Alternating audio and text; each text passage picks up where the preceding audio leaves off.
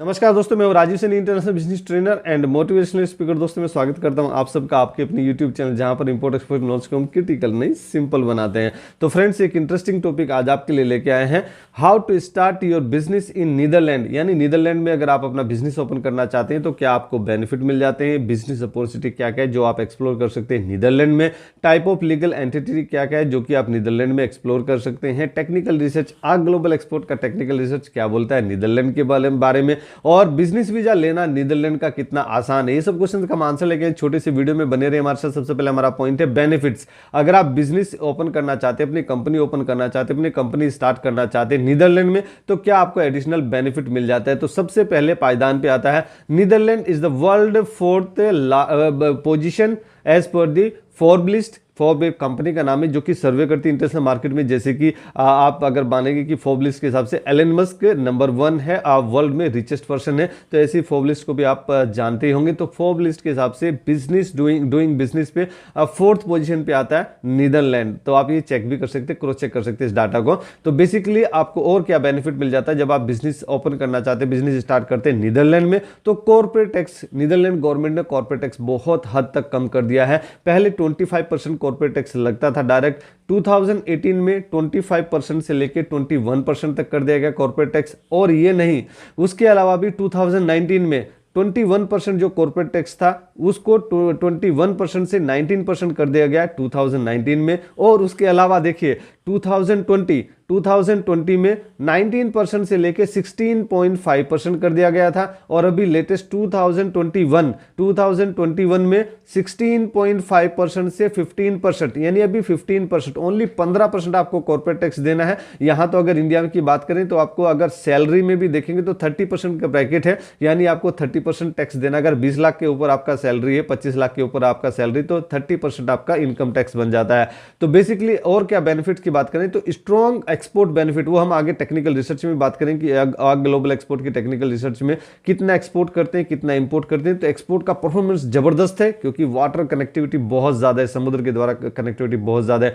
Highly skilled man power आपको वहां पे मिल जाता है। Strong financial sector in the Dutch economy, जो पूरा वो यूरोपियन यूनियन है उसमें डच लोग ज्यादा हैं। जैसे डच एक कम्युनिटी है, जैसे कि नीदरलैंड में मिलेंगे, जर्मन में मिलेंगे, पोलैंड में मिलेंगे। तो बेसिकली डच इकोनॉमी में फाइनेंशियल स्ट्रॉन्ग बहुत सारे फाइनेंशियल इंस्टीट्यूशन वहां पर है। हाईली डेवलप्ड इंफ्रास्ट्रक्चर आपको मिल जाता है, जिससे आपका ट्रांसपोर्टेशन कॉस्ट बहुत कम हो जाता है। Company starting is a matter of days not months. So basically कौन कौन सी अपॉर्चुनिटी जो कि आप एक्सप्लोर कर सकते हैं नीदरलैंड में। तो सबसे पहले पायदान पे आता है बोट स्टोरेज बिजनेस, यानी पानी का बहुत ज़्यादा काम होता है, बहुत हैवी फ्लड भी होता है। वो उन्होंने वाटर मैनेजमेंट में बहुत अच्छे से किया हुआ है, हाई लेवल का वाटर मैनेजमेंट किया, जहाँ तक कि हम सोच भी नहीं पाते। मैं तो खुद वहाँ पे जाके आया, पूरा यूरोप घूम के आया। छोटी छोटी कंट्री रहती है पास पास की, हम तो मतलब जैसे गए तो वैसे गाना गाते, एक बस हायर किया था, बस में पूरा ट्रेवलिंग में हम लोग कपल थे, तो ऐसे गाना गाते, हनुमान चालीसा पढ़ते पढ़ते एक कंट्री से दूसरे कंट्री जाते थे। 5-6 घंटे लगते थे, कुछ पता भी नहीं चलता था कि अब इस कंट्री में, अभी नीदरलैंड में चले गए, अब इस कंट्री में अभी स्विट्जरलैंड चले गए। तो बेसिकली हम 10 दिन के आसपास हम लोग पूरा वहां पर घूमे, बहुत मजा भी आया और अच्छा आपको देखने को भी लगेगा। बहुत फूल पौधे भी आपको देखने को मिलेंगे, जैसे आप यहाँ फोटो में भी देख सकते हैं। तो बेसिकली बोट स्टोरेज बिजनेस जो है वो जबरदस्त चलता है वहां पे। फ्यूमिगेशन सर्विसेज भी बहुत अच्छी चलती है, क्योंकि जो पानी के अंदर रहती है, बोट रहती है, उसमें फ्यूमिगेशन होने के चांसेस बहुत ज्यादा रहती है। घर में फ्यूमिगेशन, ऑफिस में फ्यूमिगेशन, तो फ्यूमिगेशन सर्विसेज की भी बहुत अच्छी डिमांड है वहां पे। हाईली फर्टिलाइज सॉइल, जो वहां की सॉइल है वो फर्टिलाइज है, बहुत फर्टिलाइज है। तो अगर आप एग्रीकल्चर कर सकते हैं, या एग्रीकल्चर का आपको इंटरेस्ट है, या कॉन्ट्रैक्ट एग्रीकल्चर का आपका इंटरेस्ट है या एक्सपीरियंस है, तो एग्रीकल्चर वहां पे आप कर सकते हैं। वहां से एग्रीकल्चर प्रोडक्ट पूरे यूरोपियन कंट्रीज में जाता है, जो 27 कंट्रीज का यूरोपियन यूनियन है, एक यूनियन बनाया हुआ है। जैसे पोलैंड हो गया, नीदरलैंड हो गया, स्विट्जरलैंड हो गया, नॉर्वे हो गया, जर्मनी हो गया। तो बेसिकली ये टोटल जो 27 कंट्रीज है, इनका टोटल 27 कंट्रीज में प्रोडक्ट, जो एग्रीकल्चर प्रोडक्ट है, स्पेशली ऑर्गेनिक प्रोडक्ट, वो नीदरलैंड से सब जगह एक्सपोर्ट होते हैं। तो बेसिकली अगर आप बात करें आईटी सेक्टर्स की, तो आईटी टेक्नोलॉजी जैसे आर्टिफिशियल इंटेलिजेंस, उसमें अगर आप कुछ कर सकते हैं तो बहुत अच्छा स्कोप है नीदरलैंड में। वहां पे आप अपना आर्टिफिशियल इंटेलिजेंस का कुछ भी आप डेवलपिंग कर सकते हैं, वेब डेवलपिंग सर्विसेज आप दे सकते हैं। फैशन इंडस्ट्री में कुछ आप कर सकते हैं, अगर आपका कुछ एक्सपीरियंस है तो फैशन इंडस्ट्री को भी वहां एक्सप्लोर कर सकते हैं। लॉजिस्टिक सर्विस, क्योंकि वाटर मैनेजमेंट हो रहा है और सी के द्वारा बाई एयर बेसिकली सी के द्वारा बहुत ज़्यादा वहाँ पे लॉजिस्टिक का काम होता है। एक जगह से दूसरी जगह जाने के लिए बोट का बहुत ज़्यादा इस्तेमाल होता है। इंटरनेशनल लॉजिस्टिक सर्विसेज भी आप वहाँ पे दे सकते हैं, बहुत अच्छी अपॉर्चुनिटी है, तो आप उसको भी एक्सप्लोर कर सकते हैं। अगर मैं वाटर मैनेजमेंट की बात करें तो वाटर मैनेजमेंट वो लोग खुद भी कर रहे हैं, उनकी गवर्नमेंट भी कर रही है, वहाँ पे प्राइवेट एजेंसी भी है। अगर आपको भी वाटर मैनेजमेंट का एक्सपीरियंस है, वाटर मैनेजमेंट कैसे किस तरीके से कौन सा वाटर कहाँ लेके जाना, कहाँ पे डैम बनाना, किस तरीके से कहाँ से नाला बनाना, कहाँ से पाथवे बनाना, कहाँ पे वाटर के ऊपर फ्लोटिंग स्ट्रक्चर डाल के वहाँ पे एग्रीकल्चर करना, ये भी बहुत ज़्यादा चलता है, आप देखिए। तो बेसिकली वाटर मैनेजमेंट का अगर एक्सपीरियंस तो आप उसको भी एक्सप्लोर कर सकते हैं। पावर सेक्टर को एक्सपोर्ट होता है, मतलब एनर्जी पावर वहाँ से एक्सपोर्ट होती है। टूर एंड ट्रेवल का भी बहुत लोग घूमने आते हैं, जर्मनी आते हैं, नीदरलैंड आते हैं, यूरोपियन, जैसे हम लोग भी घूमने गए थे, एज ए टूरिस्ट गए थे, बिजनेस के काम से गए थे। मैं अपनी वाइफ को भी साथ में लेके गया, फैमिली विजिट भी हो गया, मतलब बिजनेस का भी काम हो गया और फैमिली का घूमना भी हो गया। तो आप भी ऐसे ही गए, जब आप बिजनेस विजिट के लिए जाते हैं, बिजनेस वीजा के लिए मतलब बिजनेस के लिए जाते हैं, तो फैमिली या बच्चों को साथ में लेके जाइए, उनको भी अच्छा लगेगा। तो बेसिकली चाइल्ड केयर सर्विसेज आप वहाँ पे कर सकते हैं, बहुत अच्छा स्कोप है child care services. Elder services यानी जैसे बूढ़े बुजुर्ग हो गए, उनको ध्यान रखने के लिए आप, अगर आपके पास समय नहीं है, बेसिकली वो लोग, उनके पास जनसंख्या कम है, समय नहीं है, जैसे हस्बैंड भी जॉब जाते हैं या बिजनेस में जाते हैं, अपना ऑफिस में जाते हैं, वाइफ भी जाती है, तो टाइम कम है, तो Elder services care, child services care बहुत ज़्यादा वहाँ पे चलता है। गैस उनके पास में बहुत मात्रा में, तो गैस वहाँ से एक्सपोर्ट होती है दूसरी कंट्रीज में, तो गैस अगर आप सप्लाई कर सकते हैं, या फिर गैस का कोई आपको एक्सपीरियंस है, पाइपिंग में कुछ आप जॉब ले सकते हैं, कंस्ट्रक्शन में कुछ जॉब ले सकते हैं, piping construction, 5G 6G type के आपके पास में वेल्डर है, उस टाइप का कुछ काम ले सकते हैं, तो वो भी आप एक्सप्लोर कर सकते हैं। स्पेशली नीदरलैंड में